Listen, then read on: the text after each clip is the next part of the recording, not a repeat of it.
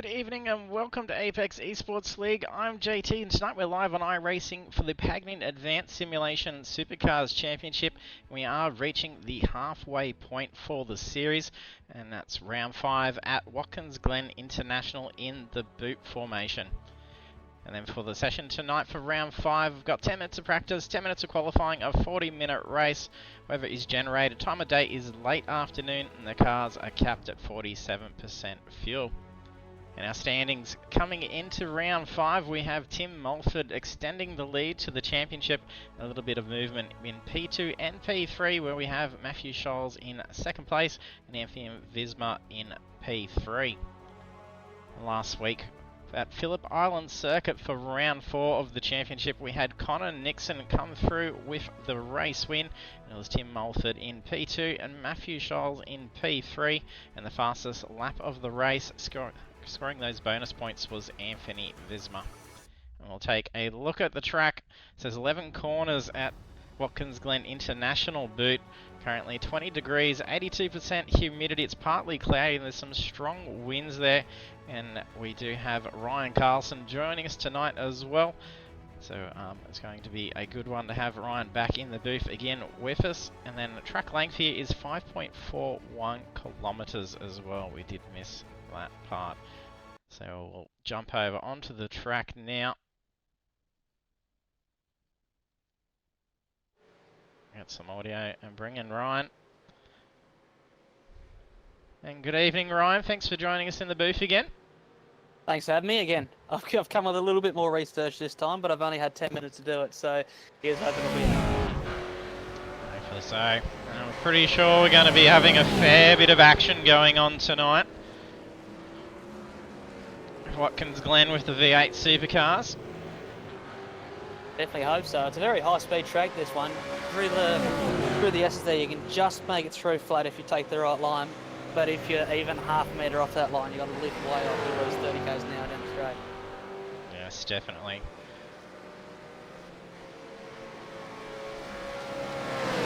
We've got a fair few drivers registering in at the moment.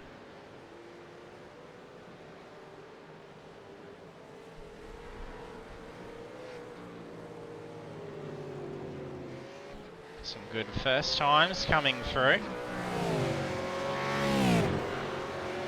Rushworth setting the pace at 1:47.084.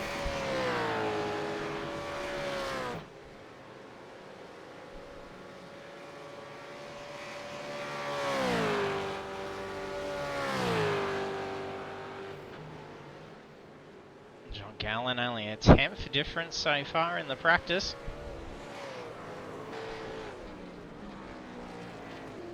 Hearing drivers on the radio complain about how they keep hitting the pit limiter, so I wonder if that'll be a factor this race.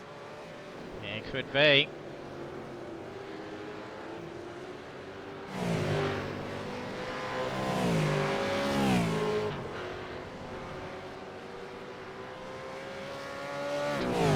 We've got a debut driver joining us tonight, Alan Dawson. His numbers showing that he joined up a little while ago, but not yet raced. I'm not too familiar with the name, so all the best to Alan tonight. And welcome aboard.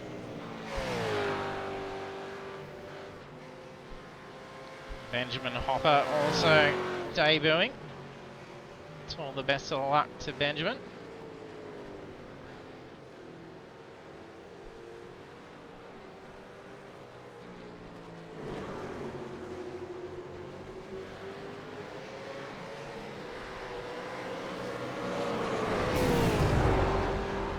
Big spin for Haley. Not sure if that was car on car. I briefly looked away. I think we've got another debut driver that's joined in, but not yet out on track, which was Stephen Lawrence. Stefan. I'm seeing Mr. Cochran in the Twitch chat. Are you racing tonight, Mark? Mark's away this week. Oh, spewing. I know how much you love the supercar. It's a shame you're missing it.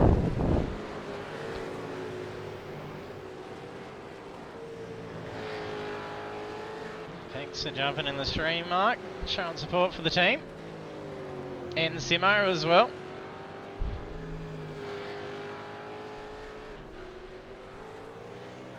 Looks like he's been doing some more work with that paint as well.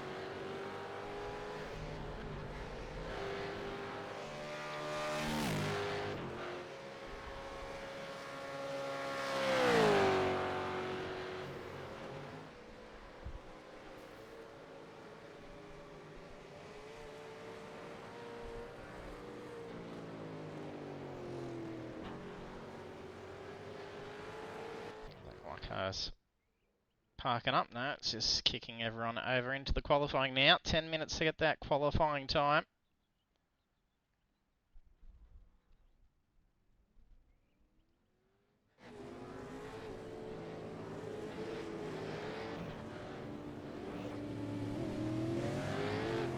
PC was a bit too heavy for check-in luggage. Surely you got a laptop you can take. These cars handle well on controller. Yeah, that'd be a nightmare, I think. Wouldn't it? I can't even play Forza on controller. Or even how you can do it with the mouse. I'm not sure how that would go. I don't think I'd want to just see how horrible it would actually be. I'd rather do it with a controller than a mouse. I'm sure there'd be some that could be able to do it though. Before ending Project Cars 2 series that we were doing, there was some really fast fellas out there that did it all on controller. And even went door to door as much as all the others on the wheels. It was phenomenal. Yeah, but I think in iRacing you'd have a bit of dramas with brake locking. Yeah, probably even would. Downshifting, trying to give it a bit of a blip as you go down a gear.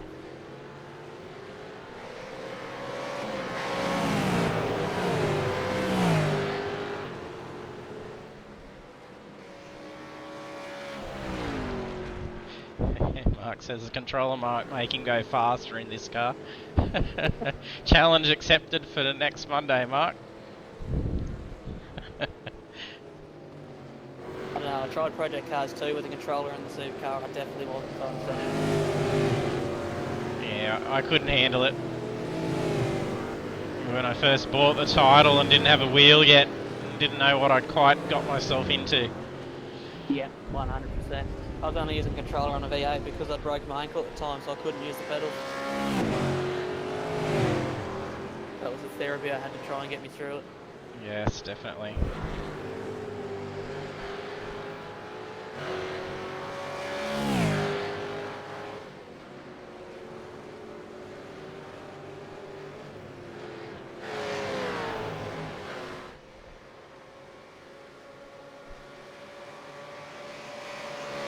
Malford's probably going to have to be pushing pretty hard for qualifying. There's big potential for a chance to be getting caught up in incident more at Watkins Glen than last week. It's a lot more tighter of a track. So you're trying to push out that championship lead a smidgen more by grabbing a potential pole or at least that pointy end of the grid. Is going to be a good strategy for him.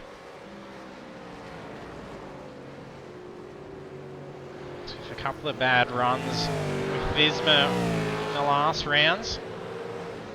That gap was able to form. And then some movement up into position 2 on the championship. With Scholes managing to sneak in.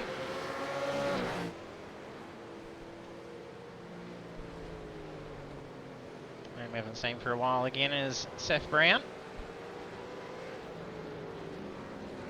Stephen Lawrence seeing hot type on Buckland's tail through the inner loop at the bus stop.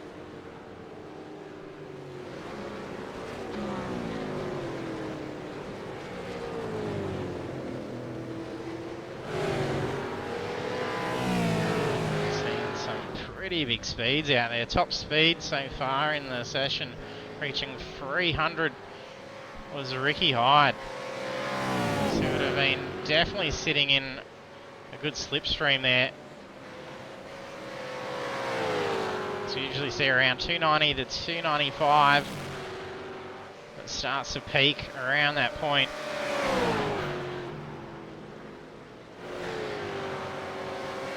First time laps coming in at 146.280. That's Tim Mulford with pole at the moment. Alan Dawson in P2. Ricky Hyde comes through in P3 and then brings the car back into pits.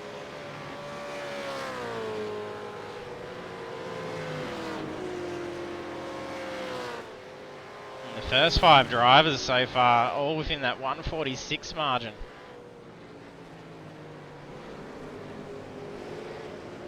This is looking like it's going to be pretty tight out on track. Just for these first opening laps of qualifying.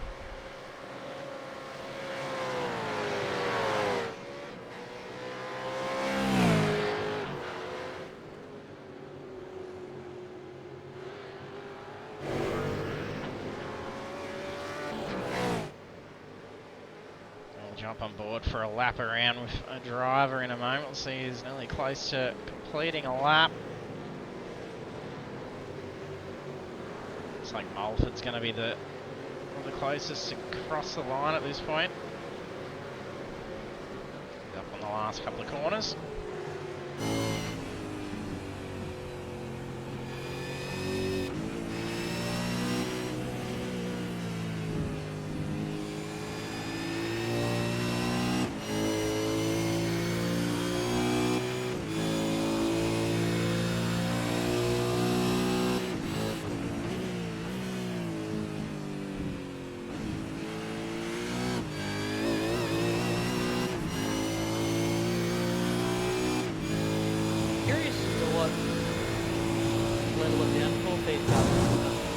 The last time I drove these cars to this track, at least, we had to run at like quite a high level of downforce, so there might have been all the updates that have come through recently where they can actually run even faster at speed with low downforce on.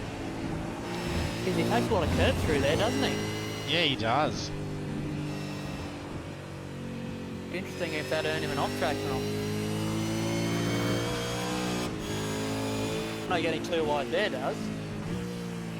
Because he's just struggling to get it. Oh, well, I mean, it looked like he was struggling to get it turned in. Yeah, he's going to park it up. He must have got the off track. Didn't see an off track come up, but it might have just been a slow down request. Yeah, that's a good point as well. Because normally you're right if you just see one side pop up, but I was seeing it looked like all 4 wheels dropping around there. Try and continue on with Ricky Hyde, who's only a few corners away from that point. Pass our bad luck on to Ricky now, probably. Nice, Army. Well, no, I can't see where his name is in the standings. Yeah, a little bit of a delayed event here. He did cop an off track for it.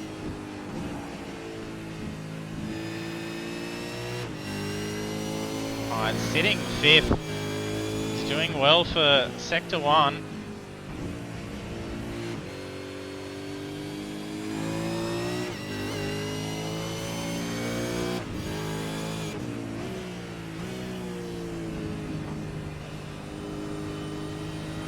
Bamasami nearly made it then. Shame you can't see on track, at least you're on the stream. This lap time very tight for Hyde.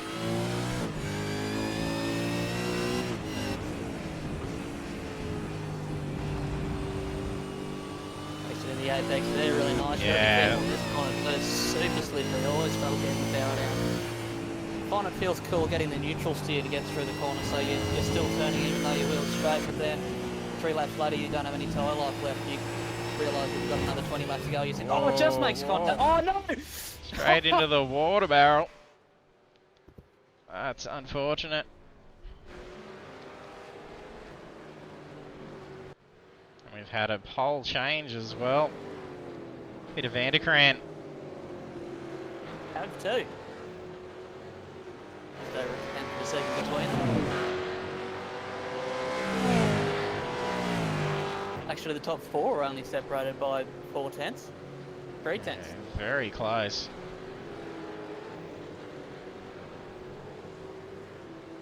Less than a minute left to qualifying. Mulford's even been bumped down. Matthew Scholes Managed to sneak in for P2. That's going to be looking good for Scholes if he can manage to hold that off and then push through in the race. Because he hasn't got too far to go to try and start chasing some points down and have a crack at a championship lead. A solid round tonight. Could definitely do it.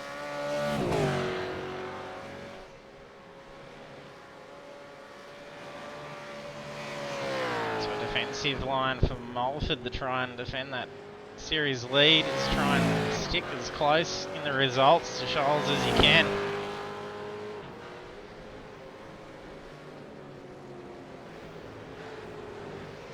There's a turned around car. That might have been Buckland.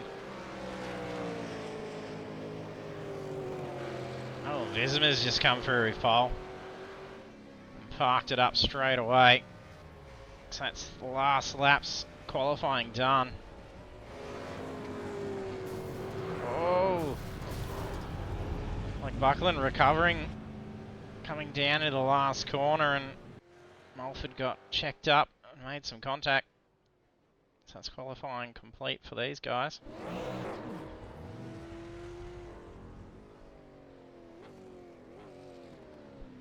Looks like Simmons doing some burnouts after crossing the line.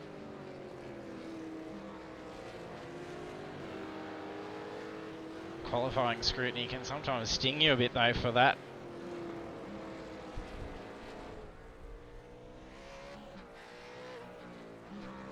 Hopper's got in his final lap. Varndel's doing a pit entry practice. Last lap of qualifying here for Vanderkraan. Can he snag back pole position from Visma? No movement there. Caperonis also crosses through. So we should be able to see some qualifying results come through pretty quickly, I think. All the drivers are actually exit the cars by the looks of it. I'm not seeing Connor Nixon's name in the list here. That's not going to be very good for his championship.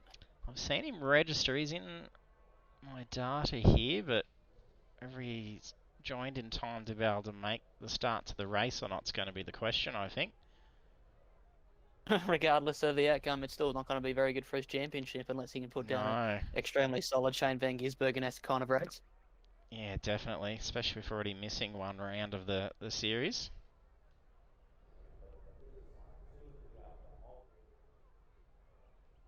So I got Rushworth, Phillips and Hodgkinson waiting in the car. So we'll be able to get some results to bring up once the session boots them over. There we go, that's done that.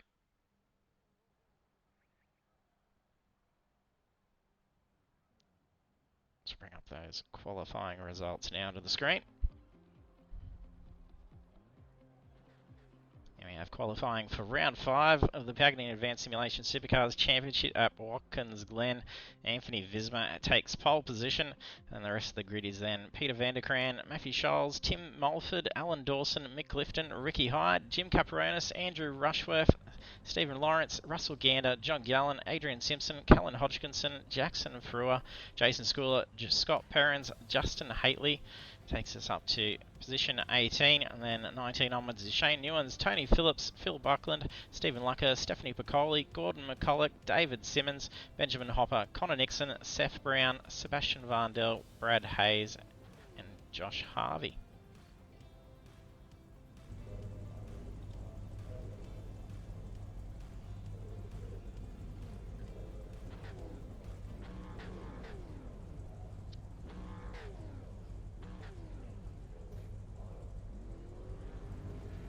I've just been going through writing down the championship top 10 from the list so I can speak onwards from that tonight, but then I realised I was going down the page and the championship standings go across the page and the image there, so I've just had to cross all that out. I don't think I'm going to bother with that tonight. Yeah, skip that one.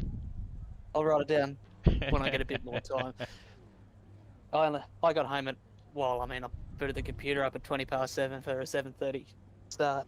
So I got home pretty late tonight. Just scraped A it little in. bit of a rush to get back in. Haven't had a shower, I'm still filthy. Straight in from work. There you go, they've all grid.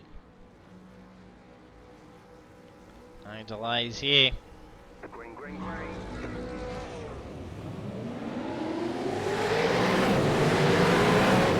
Good start from the pole series, leading the entire field down. It's got a bit of a gap that looks like a dive. My screen's just cut away. Not quite a dive. Bisma's doing pretty well. He's broken away pretty quickly here.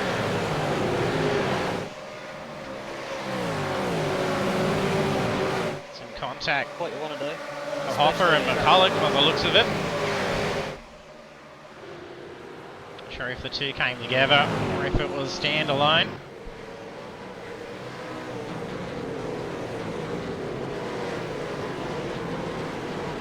Oh, a little bit loose there for Haley. Slides off in the runoff area, that's pretty lucky. I think there may have been a bit of a rear tap to him to unsettle. Not picking up any contact. May have just been a little bit loose still for him.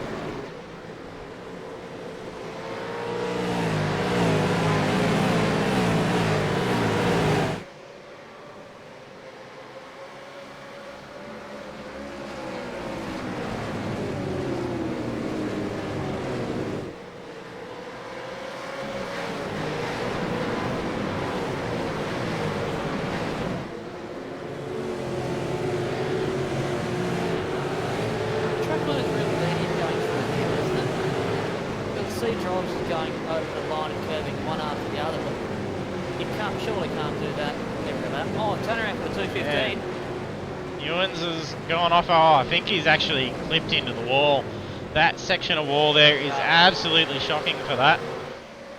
So it wasn't that bad of a hit into the wall, but it was just enough for the game to glitch the car into it, and you can only tow. Very unfortunate for Newens.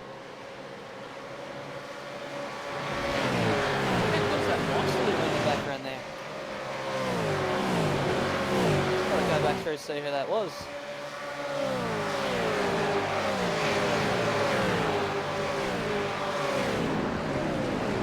Got Lawrence looking to go for a move around Clifton. Lines up to go side by side through the bus stop as well. Putting some big pressure on Clifton. I think he was starting to actually yield a bit.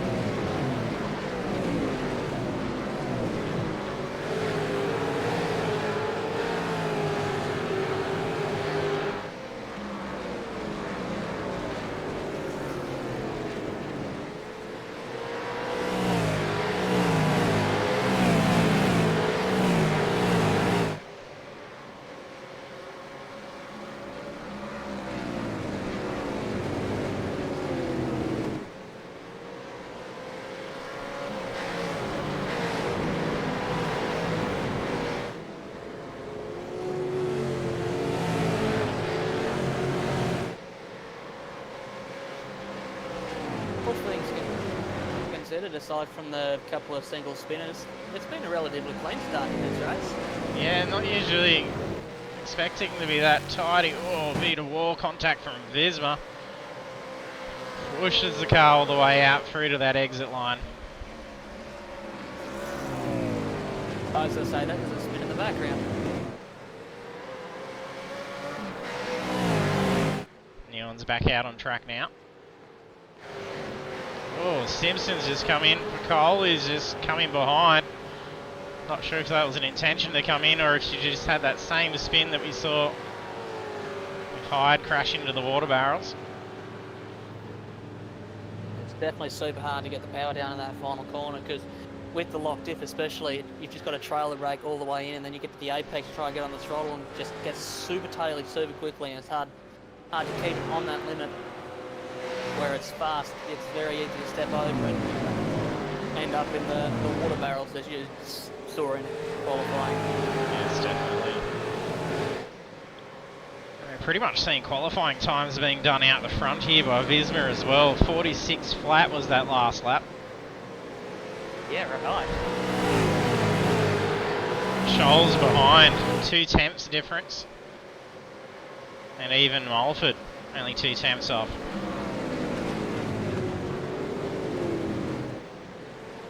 And they're sitting there with the nice effect of that slipstream.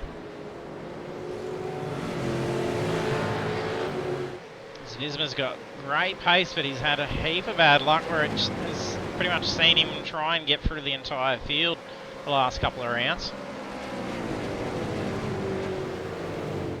So hopefully those technical issues seem to stay away from him as they have been so far for the start.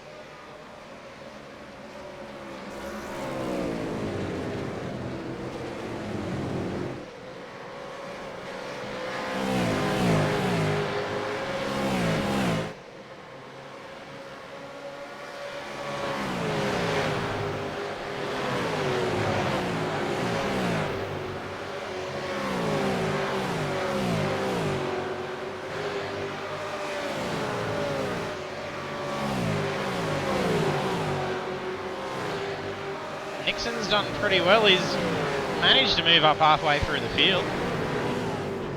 So he's doing some big comeback driving here.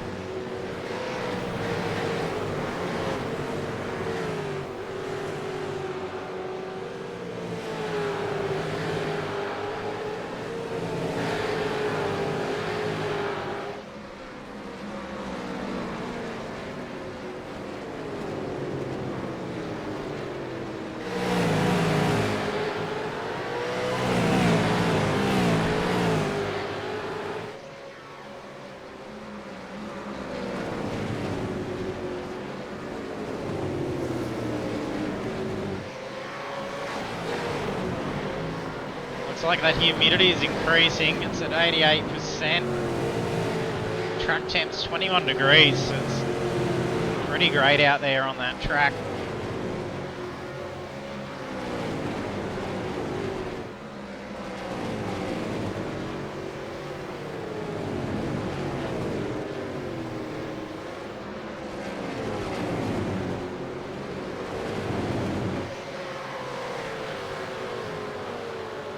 Visma's pushing over 5-second gap now. Not 5 seconds, half a second gap. 0.5, I should say.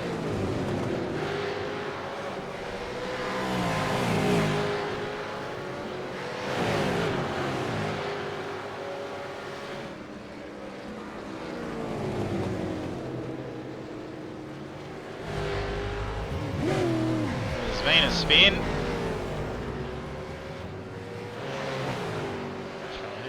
That's gone for the spin. I think it might have been Connor Nixon. Oh, that was. And he's just dropped back. He was. I think he lost about 6 positions out of that. Oh, that sucks. He was up 13 as well.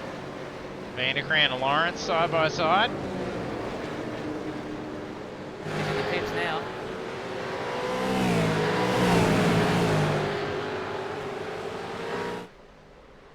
Sure if that might have been it was a toe, I think, so he may have taken way too much damage for that.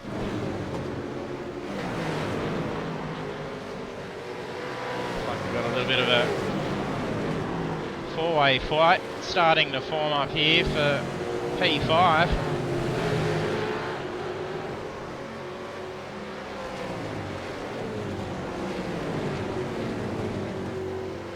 Lawrence is starting to pull away now though.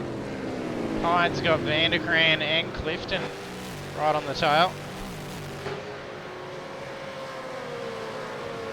Got another spin in the background for the 458. That's Jackson Brewer. Am I saying that right?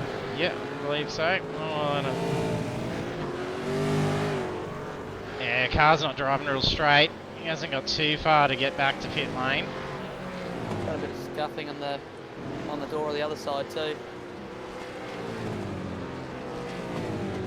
To use that, yeah, he's coming in the pits. No, he stays out on track. Yeah, kind of next inch just quit out.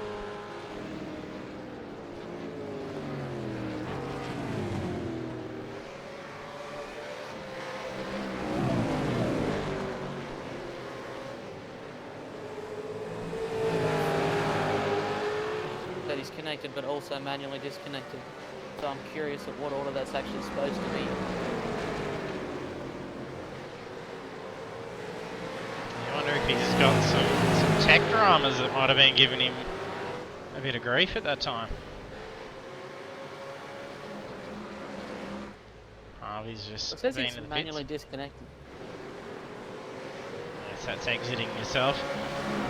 Yeah. No, I just rewind to when he went into the pits. He just come to a stop on the edge of the track and power out.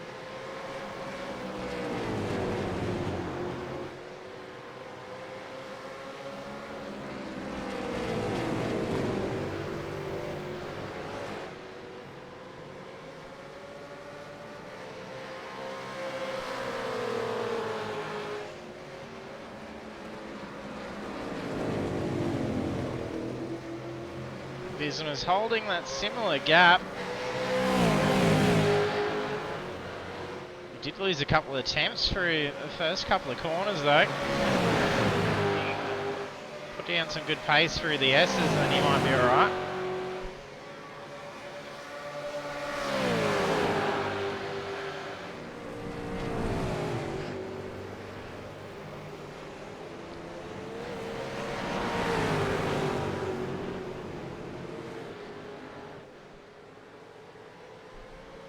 Tell you what, my screen's going through a lot of different cars at the moment, and there aren't many that don't have at least some form of scuff mark on them.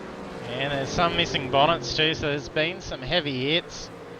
There's a lot of walls that aren't very forgiving. Well, maybe they were just doing that on purpose. Maybe a bit of extra engine and brake tooling so they can run less ducting and get more downforce. Could be. Bit of weight reduction.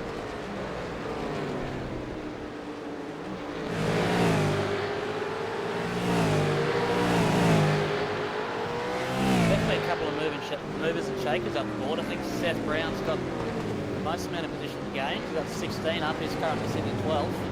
We've got Sebastian Varndel's 12 positions up, he's 17th. Brad Hayes, 11 positions up, he's sitting 19th. There's been some big movement, especially with only being on lap 7 at this point.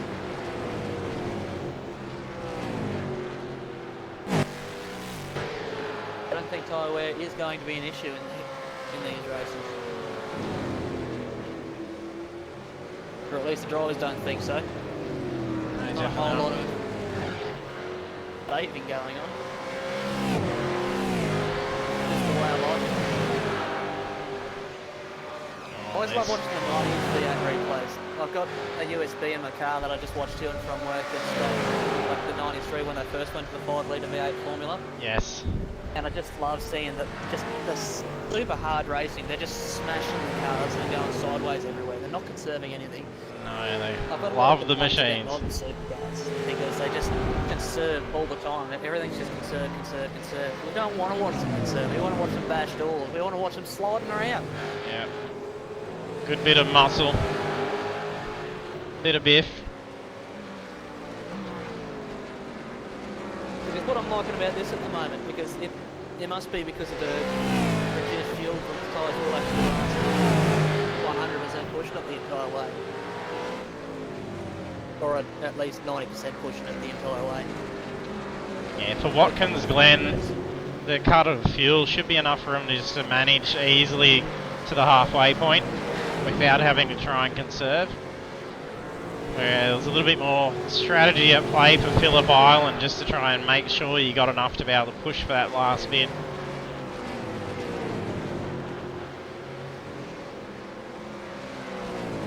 We've got Tim Moulton looking racy again. He's always up in the picture. He's championship leader at the moment. I can see he's championship leader. Number 1 still in the same spot from the list that I was writing down. Been in the last couple of laps seeing him put on a couple of faint dives, just filling his mirrors, making sure he knows he's still there and looking. Keeping the pressure on him. And not taking any risky moves, because even if he does finish right behind Scholes, it's not going to really hurt him with the amount of points he's got on the board already. It's still going to be able to be maintaining that lead. See if he can just poke along, enjoy the drive, and then take an opportunity as it arises.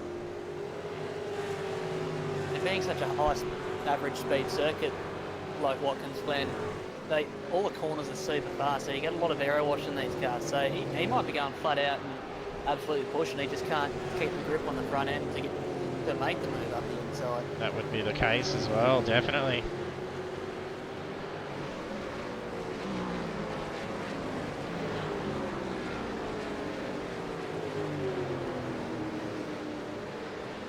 Clifton starting to put a few feints on Vanderkrant.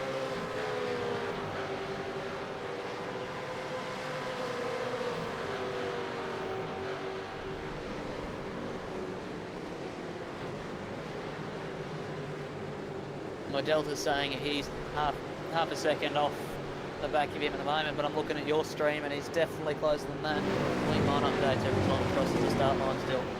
Could be.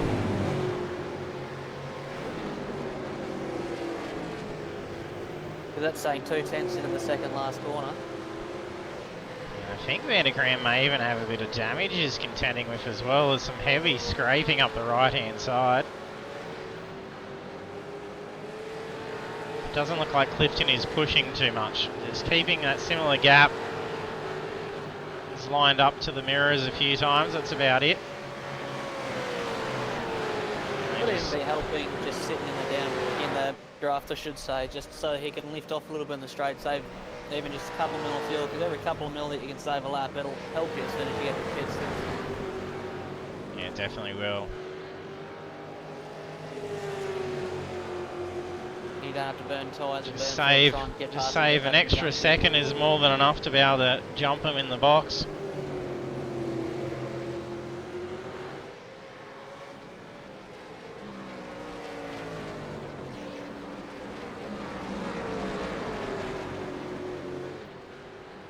Some pits going on now.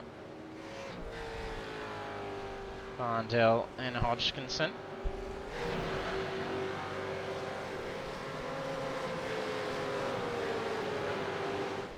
Barndell's been sitting stationary for a while though. Callan Hodgkinson's pit time was 18.2 seconds. Barndell's been sitting in the box for 40 seconds and still counting. Yeah, nearly a minute now.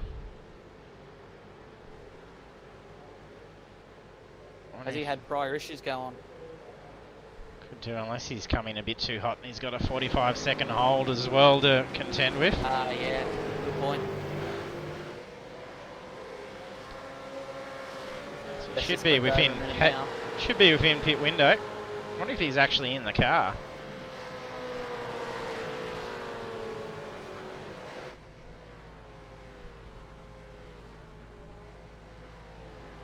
Yeah, he's not actually in the car. The car's just parked up, so there's no driver in it. So he might end up actually be spotting at the moment. So Seth Brown, his teammate car, I'm pretty sure. Used to be anyway. He still might be doing some spotting for him.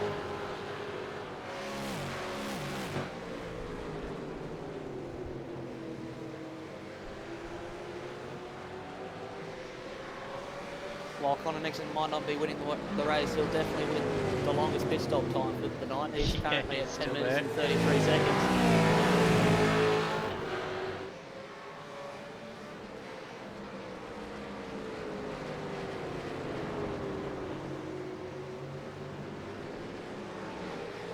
Jason Schooler in the pits as well. He's just taken off from his box again. He's done a 19.7 second pit stop.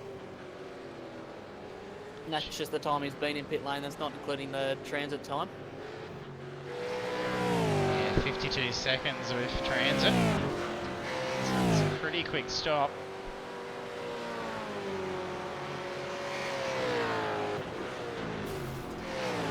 Crunch behind him somewhere.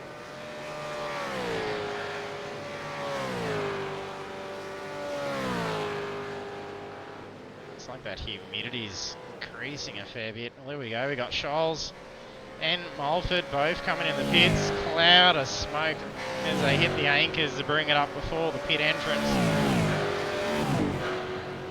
Did you get a black flag for unsafe pit entrance? Because I know when the pit exit, if you cross the yellow line, you'll get a black flag for unsafe pit exit. But if you're not quite over the yellow line on pit entrance, would it ping you for it? Maybe that's the reason. Yeah, it can.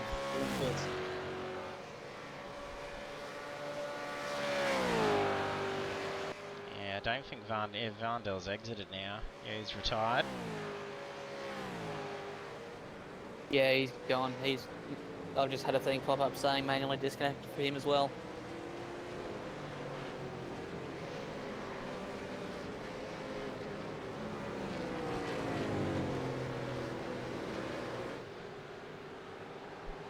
So Visma's got a good gap formed now with the other two behind, getting that pit stop out of the way.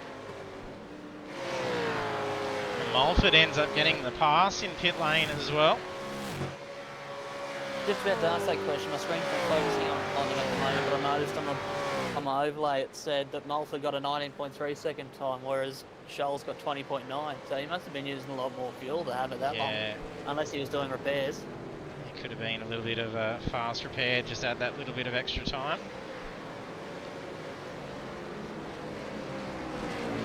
And he's just put a car in between himself and Scholes. That's going to be helpful as well.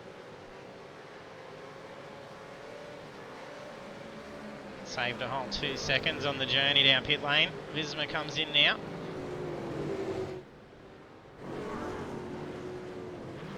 Dawson, Lawrence and Hyde. Oh, there's some traffic. There's a bit of a lock-up as they're trying to avoid contact. Actually, you wouldn't be able to be getting too much more on fuel, I don't think. They'd be coming in pretty light. I don't think they'd get an extra lap out of it. These cars have to be careful when they're not in the fast lane. I know when I was doing an official race, I think it was an official, oh no, it was East Coast race. In these cars, I was spun out by one of the guys in pit lane when he just come back straight back on thinking he was going to go through me, and he tagged me and put me backwards. Yeah, it catches you off when that happens, doesn't it? It definitely does, but I was seeing a lot of people just going down the whatchamacallit, the actual, I'll say the slow lane for lack of a better term. I don't know actually what they actually call the bit of concrete where they actually perform their pit stops, but I noticed a lot of people in the pit stand were just going straight down there. Actually, a couple of really long stops down the field. Cameronis, he's sitting in there for 37 seconds now. We got a race lead change with Visma after coming back from the pits. He's entered in P3. So we had the longest stop out of Mulford and Scholes. He only had a half a second gap on them before they peeled off. So we had 54 seconds total time down pit lane compared to the 52 that Scholes had and 50 for Mulford. So he's now currently got a 3.8 gap to race lead.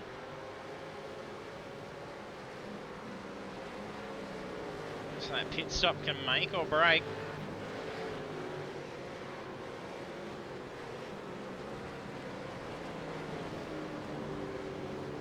Seth Brown, who started 28th, is now up to 10th.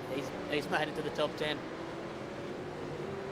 He's got a 37 second gap to the lead. Yeah, 18 positions gained. And even Brad Hayes has made up 15 spots. He's currently sitting P15.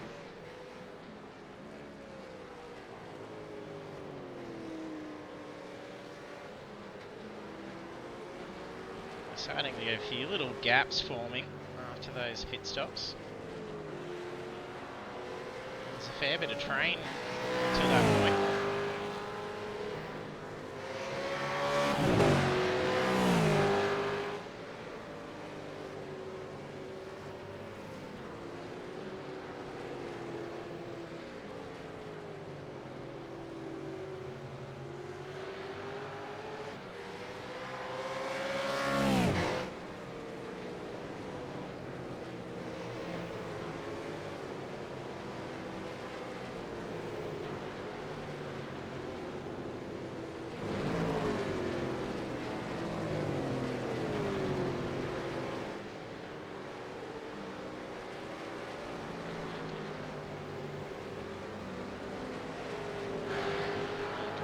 having got that pit stop out of the way, hopefully there's no need to come back in for a splash.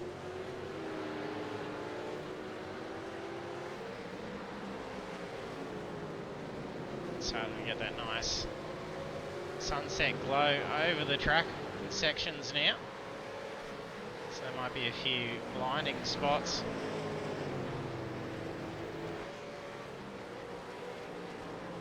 We've got the 157, David Simmons going really slow as well. He looks like he's struggling to keep his car on track. He's got a bit of damage. Well, your mask, I can't see any scuff marks, but he's got to have something going on. No, maybe he's just getting out of the way. Just moving aside. Yeah, the car looks alright. It definitely looks like a bit of a twitch in the steering.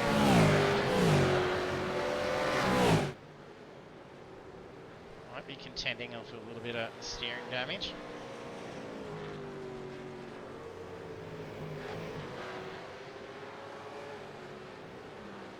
He's just getting swamped though.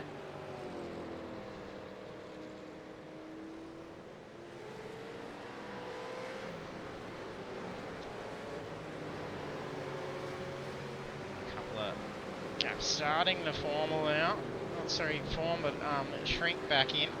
Caperonis closing in on Haitley. Now we're contesting for P16.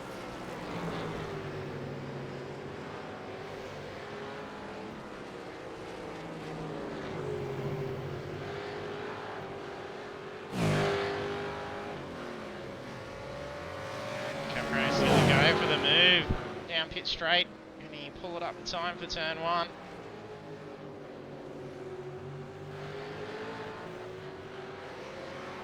Doesn't even get the follow through. Turn 2 and about to power it through the S's. Turn 1. Yeah, it definitely is. Because you can go quite wide on the exit, you'll get an off track, but it's only when you go super wide that you get a slowdown. Yeah, So so you can take it really times easy for 1 the car for on the it. outside to just open up the steering and put the throttle down to just completely drive around the car on the inside. Yeah, I do it all the time at Alton Park. Turn 1 for theirs really, well, you don't get a slow down at all, so you can go right to the yeah, you edge take the off track with a for little it. pave bit on the green, just take the off track and straight around the outside. You almost get a full second doing the out of that. It was phenomenal. That's when we actually first introduced the drive-through penalty system in the league. Because that was getting exploited pretty intense the first time we raced there. Oh, was it? Yeah, there was some good lap times for those that knew what they were doing for it. Because I know when I was racing the skid barbers in this league with Blake Urquhart and Sebastian Van Dell, I know that'd be a spot he'd always try to go for the dive on the inside, but I would always keep Munson and Boyd Sandy for the final couple laps so I could just drive it really wide when he was trying to make a dive and cut him off really short. Give myself half second to a second gap to keep maintaining the lead.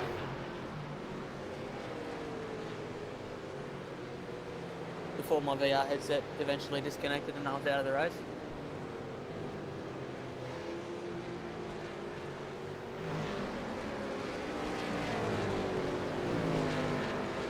Looks like Well, we've had another spin. Hopper's just had to tow to the pits. Yeah, it's some heavy damage.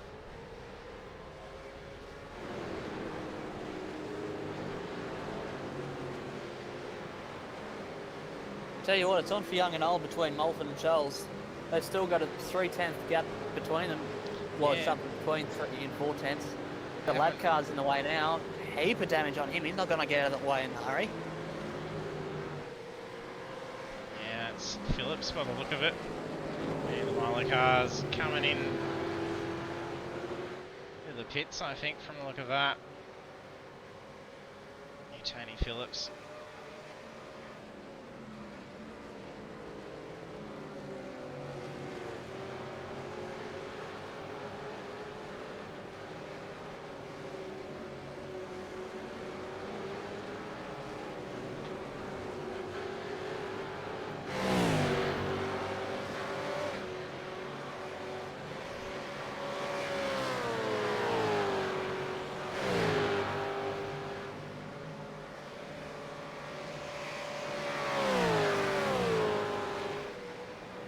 It'd be interesting to actually see where they class the track limits on this track.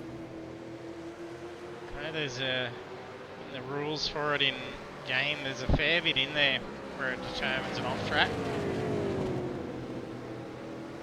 Goes the off track, turn 1 and turn 10. Doesn't say anything about the curbs. Exceptions. Off tracks occur with 4 wheels off the edge of the track, following described boundaries.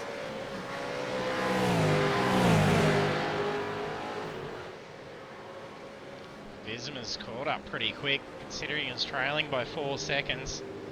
It's down only a second away from the front of the pack again. Maybe it's just the very end of the red and yellow curbing to the edge of the track. Yeah, and as That long makes as sense. long as they bring the cars back before it ends, it's usually fine. You got 130 in the wall. I've lost my overloads. It's Tony Phillips. He's Had a bit of a tussle. only just come back on track too from using a fast repair. Hopefully doesn't need to use another one. Yeah, He's got some heavy damage to that front.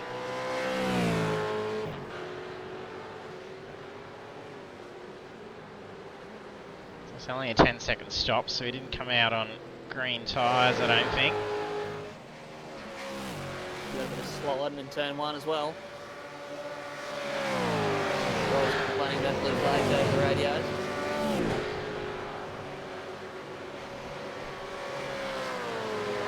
It's just opened up a little bit between Malton and Shoals. But Visman's still playing into it. He's eating on the back end of Shoals.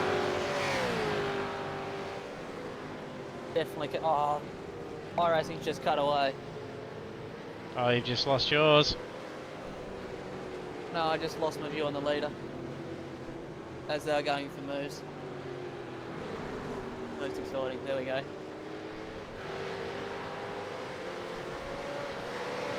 Taking Visma though, he's sliding out. Just opening the gap up to Shoals a little bit. Let's put it out to 5 tenths.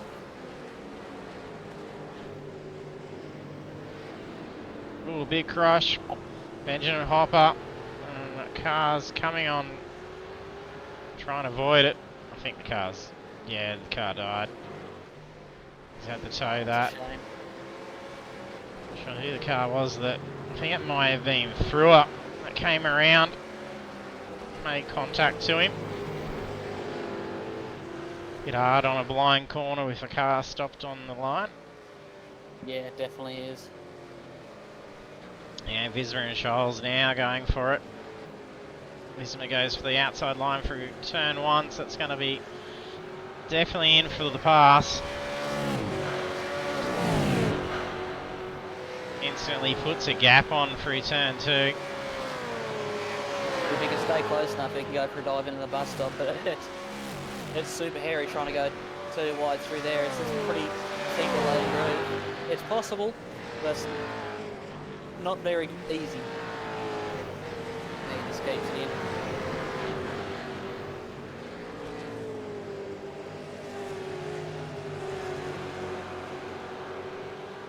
Maybe he's got a bit of tyre wear going on because he's even dropped a fair way back on Visma. Shoals, that is.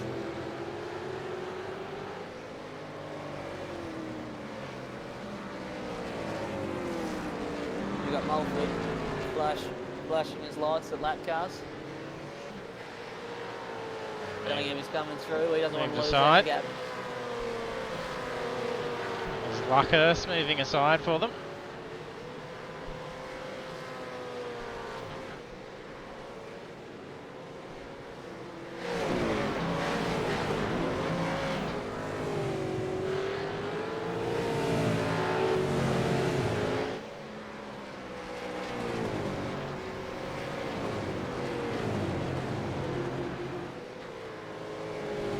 We've got 5.5 minutes to go and there's still 1.5 seconds between the top 3. It's still anyone's race. One little mistake, all over. Salford letting know they're coming through again. It's got McCulloch up ahead. He moves aside for them.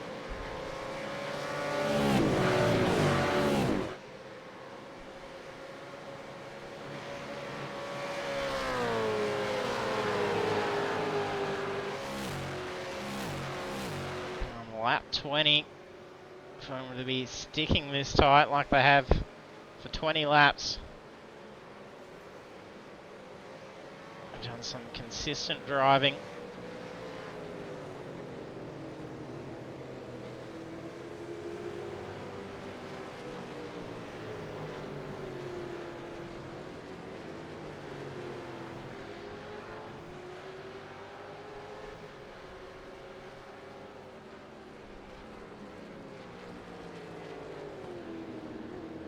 Harvey's just run wide out of turn 1.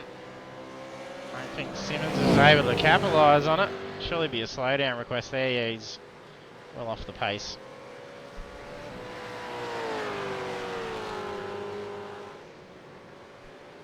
I know this is completely not related to anything motorsport or even V8 Supercars related at the moment, but I saw Josh Harvey's Chev livery just then on the Commodore. It reminded me, I was looking through Marketplace the other day, and Holden's no longer an option as a manufacturer for cars when you're looking to buy one.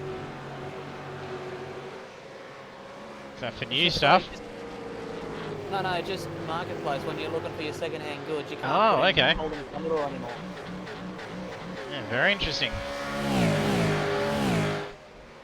I think just because they're no longer manufacturing cars, that means there's nothing else left on the road or on Marketplace. It's just like, man, come on. Still see plenty of them. I suppose people are probably hanging on to them a bit more though too. I don't know, there was one that popped up, it was listed under Chevy Ute. It was, I think, like early 2000s VU. V6 auto, but old mate was still chasing 10 grand for him, and he was just raging in the comments because people are going, nah, you're dreaming. You get 10 grand for a V8 nowadays.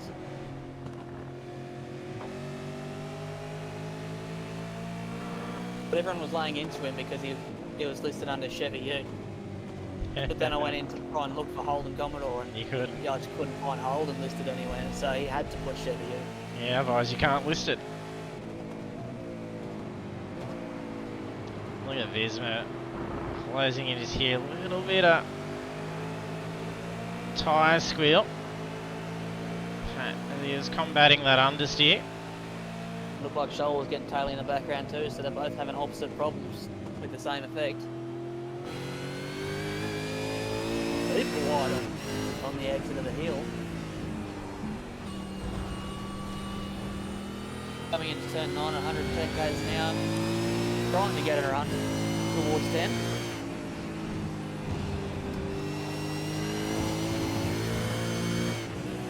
Back. Some people prefer fourth for this corner, some people take in third. Third just helps to give it a little bit of mid-corner rotation.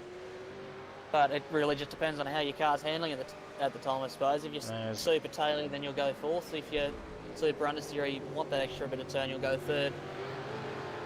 Definitely. Oh, Visma gets loose. That's white flag was out as they crossed the control line as well.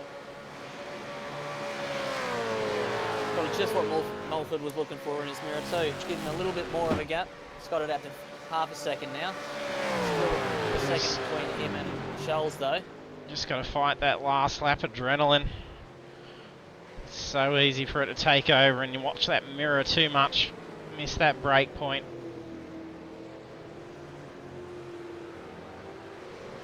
Visma seems to have a lot of go still. They've left Scholes behind.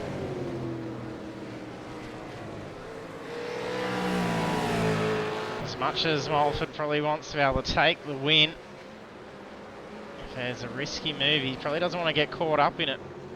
See if he can finish ahead of Scholes. That's the main thing for the championship. Absolutely hold the gap. He's still got 4/10 of a second, so he doesn't have to just push. He can let off a little bit, as I say, that it goes down to 3/10, so he's still catching him. Yeah, he's taking it cautious. Using all the track. Visma behind him, you see him go right off past the white line there. Let's see how much it takes on this curve. It goes within a couple of inches from the edge of it. Only a few to go. He's probably going to make that car pretty damn wide, I would assume. Try and find the middle of the track. Yeah, he's got the race win. Beautifully done. Fuel at the line. Yeah, hopefully not. There he is, checkered flag for Mulford taking the race win. It's going to be spectacular for the championship. And Visma comes through with a much better run tonight. Charles P3 enjoys a nice drift down through turn 1. Stephen Lawrence too. Debut race P4. And Alan Dawson P5. Line 6, Mick Clifton in 7th. Brown moved up 20 positions in the end to finish in P8. That's the biggest movement on the board.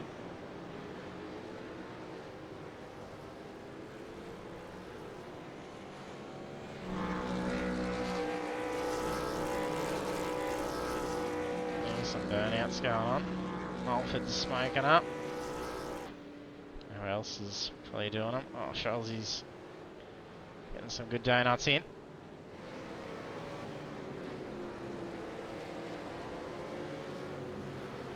It's always funny once they cross the finish line. On my little incident tracker app that I've got, it highlights names red once there's been some contact, and then there was only probably maybe 8 names all up until the finish line, and now it's just about every driver. So they're all having a lot of fun out there destroying those cars after the finish line.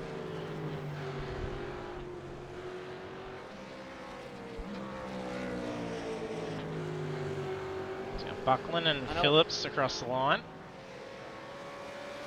And here they go, the 2 cross. So it should be all drivers complete. So now we'll take a look at these finishing results.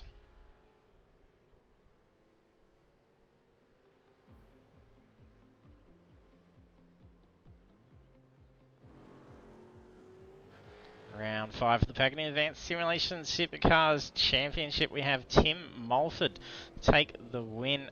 So a fantastic run for him out there tonight. So it's going to be doing wonders for that championship lead. And then also on the podium, P2 is Anthony Visma. And then in P3, Matthew Scholes. And then the rest of our standings is then Stephen Lawrence, Alan Dawson, Ricky Hyde, Mick Clifton, Seth Brown, Peter Vanderkran, John Gallen, Andrew Rushworth, Jason Schooler, Russell Gander, Jim Caperonis, Scott Perrins, Justin Haitley, Brad Hayes, and Phil Buckland at P18. Then 19 onwards, we've got Gordon McCulloch, Stephen Luckhurst, Adrian Simpson, Jackson Thruer, Shane Ewans, Josh Harvey, David Simmons, Stephanie Piccoli, Tony Phillips, Kellen Hodgkinson, Benjamin Hopper, Sebastian Varndell, and Connor Nixon. Have a look and see if we've got the drivers preparing themselves for a chat with us.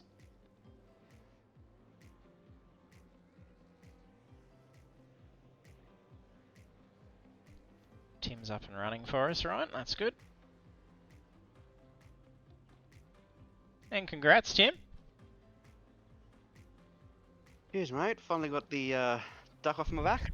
Yeah, got the win for you.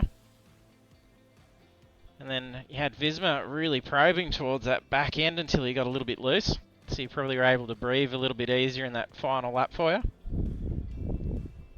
Yeah, I actually wasn't happy. I put about 4 or 5 seconds of fuel extra into my pit stop. And I knew once that happened, I'd still come out in front, but I knew Anthony would be close. But yeah, thankfully, a little mistake from him on the last lap and gave me a bit of breathing room. Yeah, and he actually had quite a long pit stop in the end as well. So all up, the journey down pit lane, I think he had was 54 seconds, and then yours was 50 seconds. So it, but he did make up that gap once he come back out in the lead after his stop. So it was would have been a bit stressful seeing him coming through the rungs pretty quickly to have a dig at the front of the race again. Yeah, I knew I sort of had him. The main place was, the straight coming up to the bus stop. I knew that was the main place I really needed to defend, and I'm sort of comfortable going through that bus stop, even side by side with other cars. So I knew that was the spot I had to. If I could just keep him just enough out of that draft to where he couldn't be right on me before the braking zone at the bus stop, I knew I was pretty good. But yeah, he was coming hard and strong. Yeah, you did well to look defensive. It looked like we're picking a few different lines on that last lap just to try and keep him at bay a bit, and we'll just crossing your fingers that you weren't going to be struggling for fuel coming up onto the approach to the finish line, because it was looking like it was going to be in the bag for you. Yeah, once I realised I was fine with fuel, like I said, I just tried those different lines to try and keep breaking the toe. Testing, the tyres were getting a bit warm, but they weren't too bad. But yeah, once I knew I had plenty of way too much fuel. I was actually expecting to do another lap, so yeah, I was quite happy when we got the white flag. Yeah, it wasn't expected seeing it as it crossed there, and because I didn't even think it would be about that with the time that was still left on the clock, but noticed Barney was out there waving the white flag as he went through, so it was quite good timing at that point for it to be last lap. Otherwise, he might have had another shot to sneak around. Yeah, well, I gauged for 23 laps at most, just in case anything happened, or a couple of guys did some really quick laps. And then yeah, once I put the extra 2 laps worth of fuel in, I could have done 25 laps. So I wasn't too fussed when the timers. I thought, oh, okay, I might push a bit and see if we can sneak another lap, because I didn't know how the other guys were on fuel. But no, it was a good race. I was a bit worried after quali. I was up about half a second on my last quali lap there before sort of traffic got in the way, and I thought, but starting P4 is not too bad. That's what I just thought, well, sit in the draft, save some fuel, and see where we come out after the pit stop again. There's no really point. This is one of the tracks where you really don't want to be leading early, because you're just giving everyone else free fuel and a free tow. Yeah, we could sort of see you're just sort of pestering the mirrors a little bit, but just sort of coasting behind Matthew for most of the start of the race. And it wasn't until that pit stop when you got the jump on him out of there and you were able to start putting a bit of a gap on everything. Yeah, I won't lie, I was pestering him in the back, just sort of letting him know I was still there, hoping to get him to sort of maybe force him to maybe try and battle Anthony a bit, but it didn't work. But no, it was a good battle, and I was actually surprised I came out in front of Matt. I thought he'd hit me out once I put too much fuel in. Yeah, it was just only a difference of 2 seconds, I think, all up in the pit journey, so it's enough just to get that pass in the box, I suppose. And we've just brought Matthew down as well, so congratulations on the podium finish, mate. Thanks, mate. Yeah, I just heard you talking about fuel. I also put way too much in again. Oh, no. I'll work it out one day. Hence why I had a good burnout lap to finish. Yeah, you're getting to some good slides, and Dougie's going on, I thought, so ample fuel to burn. Oh, yeah. As soon as I came out, as I went in, crew chief told me I'd have to pit again, so I let it fill right up, and finished with 7.5 litres. So yeah, had enough to spare. A little bit too much. Yeah, and it looked like it happened to all 3 of yous up the front with that pit stop, because Visma even had a longer stop. So he had an extra 2 seconds worth of fuel in his, so... Oh dear. Yeah, so it made it very interesting and mix it up. Yeah, it did look like some good fun there. You had a good battle with Tim chasing you down for that first portion of the race. Yeah, he was putting plenty of pressure, always does, so that was good. Yeah, it was just a bit disappointing there with myself when we were up there pushing away from... Still had, I think it was about 2.1 or 2.2 over Anthony, and then we ran into a blue flag car, and he managed to close right into the draft. And then he was sort of on the back of me within half a lap, so... but yeah, it happens. Sometimes it's hard to get past, takes a few corners, so... It does. He's holding gap for majority of the race, though, with his 3 when Visma was leading before the used to broke off into the pits. Is it just keeping that half a second gap pretty much for majority of the race until he's ducked off. Yeah. So it was doing well to be sitting that close to each other and still maintaining that gap, and especially with the aero wash that you can suffer in the cars, especially on a track like Watkins Glen. It is aero wash is huge. Yeah, I felt comfortable with my setup through turn 2, 3, 4, I guess. As long as I get my turn in right for the second part of it, I'm pretty confident in holding it flat through there with the setup I was running. But yeah, I'm not real sure how that goes in the straight line stuff though. Oh, it is flat through there if you got it right. I think Anthony might have been running a bit more of a lower wing setup because he was really chewing us down on that straight. But yeah, like I said, the wash is bad, but also you don't want to lose the pack. Once you get a break and you lose that toe, it's shocking. Yeah, it's hard to close that back in. And I think we were even talking that we were pondering if there was some low wing being used. There was some pretty big speed being pulled out there. And even through that bus stop, there's some straight lines down through there. The cars were just absolutely darting down. So it looked like it was big potential for some slips, especially if you're running next to no wing down through there. Yeah, if you can stay within sort of 6 to 7 tenths as you come up the top of the hill, then you're pretty much in the toe and it's good. Depending how much wing, I think Anthony was running a bit less, but yeah, depending how much wing you can sort of get up and use a little bit of the braking zone there to sort of catch up a bit more. Yeah, it was good seeing the little differences in strategy and setup, so that all definitely paid off for the Freeviers as well to come out on the podium. And it'll be a little bit of a mix-up again for you with Silverstone next week. It's a little bit more challenging on some of their corners. Yeah, I'll be missing that one. Yeah, I don't like. It's like, yeah, I don't like that track. Yeah, not many I do. don't think anybody It's does tough. in these It's cars. tough, especially in a V8 supercar. It is, but see, yeah, it is. Once you get used to where the off tracks are, it's not too bad. But you just lose so much speed, and that race is pretty much controlling the off tracks. Use them when you can, but controlling them, otherwise you just get killed. Like a couple of other leagues I've been in before, they got to the point where they were just turning off the off tracks, and then, you know, guys are having 120 off tracks in a 30-40 lap race. It's just like, Wow. nah, there's no point in that. No.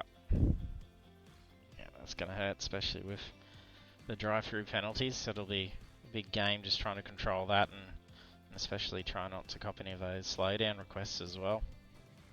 Yeah, it's just plain and simply just got to control the slowdowns, and Be maybe you can't go flat out through some of those corners. Yeah, it'll be a very cautious race, anticipating. I'll be away, so I'll tune in and watch it. Oh, yeah, you'll be lucky. Wish everybody luck. I don't know about you boys, but I'm a firm believer that track limits should be defined by either a piece of grass or a concrete barrier. Yep. Yeah, no that's idea. why I love street circuits. Yep. I love street circuits. Yep. Hit the wall, you Favourite went thing. off. Yep. They just put a couple of tyre barriers out there so they can't like really cut the course as such. But yeah, walls and grass, that'll do me. Yep. Would be much easier. Yep, well, congratulations anyway, guys. Do you want to do your shout-outs as well? Over to you, Tim.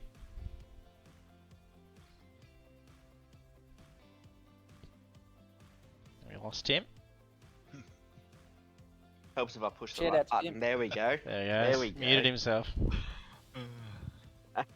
Yeah, thanks to Melbourne Hydrographics Depot, Hybrid Racing Simulations, Prestige Cinematography, AMX Australia Heatherton, DHF Tyres, RSW Graphics, Bubbles and Balloons, and of course Phoenix Driver Development for all the training and awesome setups. Awesome. Over to you, Matt. Just thank you guys at Apex for putting this on. It's I sort of just jumped in to give Ricky a hand, but it's really enjoyable. So happy to come back each week. That's great. And then our 801 boys, it's always good fun racing with them. And our sponsors, Phoenix Radiators, Bliss Homes, Mark Hughes Foundation. Yeah, just thank you boys again for putting it on.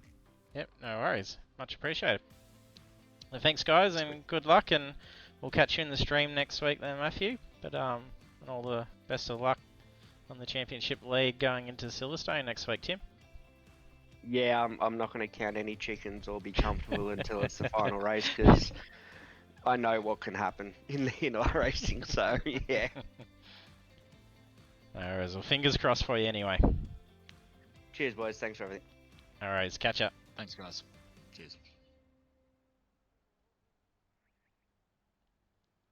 Yes, that was a good night of racing then, Ryan, and thank you as well for jumping in the box again. Thanks for having me again. It Definitely a good race tonight. I feel like I was a lot more prepared for this one. I was a bit more chatty. Yeah, Had didn't my have little notebook out here. I was drawing scribbles on that I'll call a trap map. to, Numbers everywhere. didn't have to throw in the deep end as much as last week. Oh, I wouldn't really call it thrown in the deep end, just lack of preparation.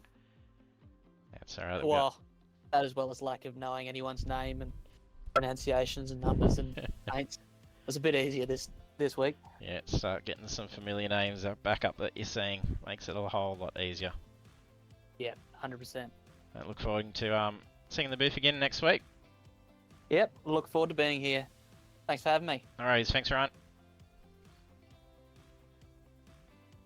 And then we have the conclusion for round 5 of the Pagnian Advanced Simulation Supercars Championship at Watkins Glen International Boot, and it was Tim Mulford that ended up taking the race win for round 5, Anthony Visma in P2 and Matthew Scholes in P3. And we will be back again same time next week for round 6, and that sees us at Silverstone Circuit Grand Prix. So it's going to be a fantastic one to see. It's going to be incredibly tough, as the drivers were discussing about track limits around Silverstone. So it's going to be a very cautious race, and then taking opportunities where they can. So you don't want to be missing that one. If you haven't hit the follow button already, do so you'll be notified when we go live Monday night at 7:35 PM Australian Eastern Standard Time. And if you are a racer as well, you can get involved in our races, so do check out our socials, and then you'll be able to join up and jump on the track with all the guys and gals. So thanks again for tuning in, and also a big thanks to all our incredible sponsors and partners. That's Pagnian Advanced Simulation, Next Level Racing, Dubby, Fanatec, Stump Grinding, Central Coast, Razor, and Chubby Buns Burgers. Hopefully we can catch you all again next week for round 6 of the Pagnian Advanced Simulation Supercars Championship, and thanks for tuning in tonight. Bye.